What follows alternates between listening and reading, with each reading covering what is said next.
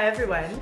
As of November 16th, 2022, Immigration Canada has announced that the new TEER system will replace the 2016 version of the NOC codes.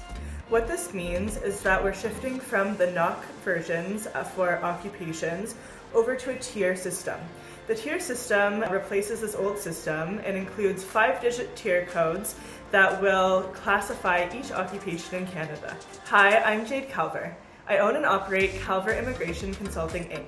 We're a full-service immigration firm located in Ontario, Canada. Today I'll be talking a little bit about what these TEER changes mean for the express entry system and things that you should keep in mind when applying for express entry and how this TEER system will affect that application. So as of November 16th, the government, as I said, replaced the NOC system with the new TEER system. So what this means is that you will need to go into your express entry profile and update the application with a new TEER code. The most important thing to understand is that if you do not update your express entry profile with a new TEER code, you actually won't be eligible for an invitation to apply when the rounds of invitation, so the ITAs as we call them, resume next week. So it's fairly simple. You go into your express entry profile, find your occupation code, and you update it to a TEER code. What that TEER code will do for you is essentially make you eligible. So a few things you need to keep in mind too is that some of the codes have split.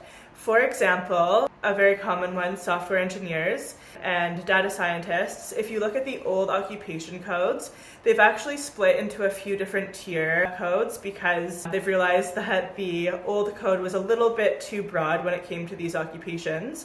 So they've taken the code and they've split it into a few different codes. Similarly, be very careful because there were a few occupation codes that were downgraded to TEER codes that are now actually considered unskilled work, meaning that work that may have previously qualified for the express entry classes of application, so Federal Skilled Worker, Canadian Experience class, and the Federal Skilled Trades class. So these occupations may actually no longer qualify you because they've been downgraded to a lower skilled tier. The biggest one I'm thinking of is the farms supervisor NOC code.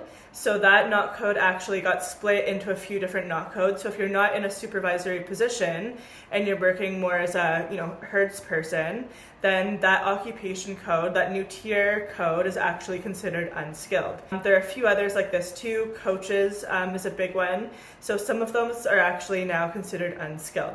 So be careful and pay attention to the skill level of your TEER code and make sure that it actually does qualify for express entry before you make any changes. You don't want to be changing it to an unskilled TEER code in express entry and then having it invalidate your profile. So that's everything for today. I will go into a little bit more detail about the TEER codes in following videos for both the how it affects work permits and LMIA applications. If you have any questions about express entry in general or this TEER code change, please get in touch. We are online at calverimmigrationservices.com.